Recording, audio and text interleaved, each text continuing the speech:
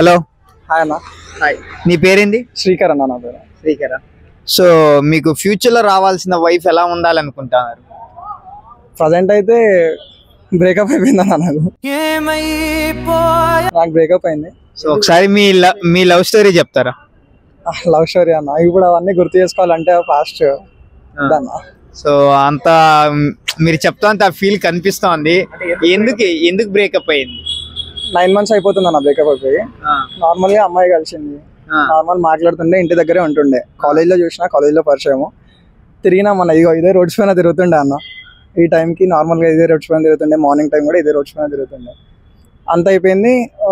21 December వదిలేసింది అన్న. 21 డిసెంబర్కి ఆమె ఎవరినో తీసుకొని వచ్చి, ఇంకా నాకు నువ్వు వద్దు, నీతో తిరుగుతుంటే మా అన్న వాళ్ళు తిడుతున్నారు, ఇతనితో వెళ్ళిపోతా అని చెప్పి అతను తీసుకొని వెళ్ళిపోయినాను.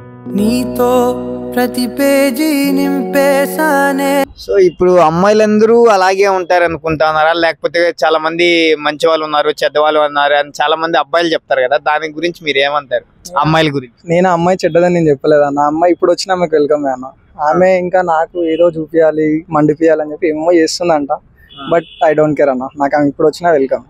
నాలో ప్రవహించే ఊపిరివే. ఫ్యూచర్ లో మాత్రం నాకు వస్తే ఇంకా క్వాలిటీస్ మాత్రం నేను చూసుకుంటాను అప్పటి.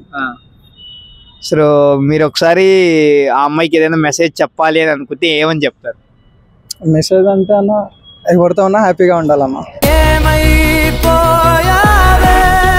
అమ్మాయి స్మైల్, ఆమె స్మైల్ ఇస్తా అంటే చాలన్న.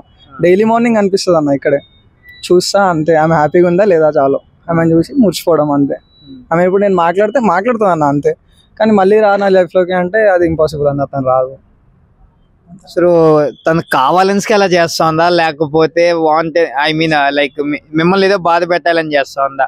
అంటే ప్రజెంట్ జనరేషన్ లో మాత్రం అమ్మాయిలు బాగాలేరన్న. అంటే ఆల్మోస్ట్ అందరూ కాదు, ఉన్నారన్న. 70% బాగున్నారు, 30% ఎక్కడో అక్కడ దాకుతూ ఉంటారు. యూజ్ చేసుకుంటారు, వదిలేస్తారు. యూజ్ చేసుకొని వదిలేయడం అని కాదు, ఇంకా వాళ్ళ ఇంటెన్షన్ ఏంటంటే అయిపోయింది, ఇంకా మోస్ట్ తీరిపోతుంది అన్న వాళ్ళకి. అంటే మనది అయిపోయింది ఇంకా అంటే బోర్ కొట్టేస్తుంది అన్న. చేసి అది అయిపోయిందంటే మళ్ళీ ఇంకొని చేయాలి, అది అయిపోయిందంటే మళ్ళీ ఇంకొని చేయాలి. అట్లా ఉందన్న ప్రజెంట్ జనరేషన్.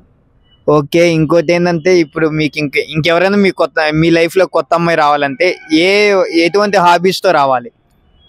మంచి అమ్మాయి అయితే చాలు అన్న. మంచి మనిషి ఉన్న అమ్మాయి అయితే చాలు. నేను రూపాయి పెట్టాను, ఆమె దగ్గర నుండి ₹1 ఆశించను అన్న.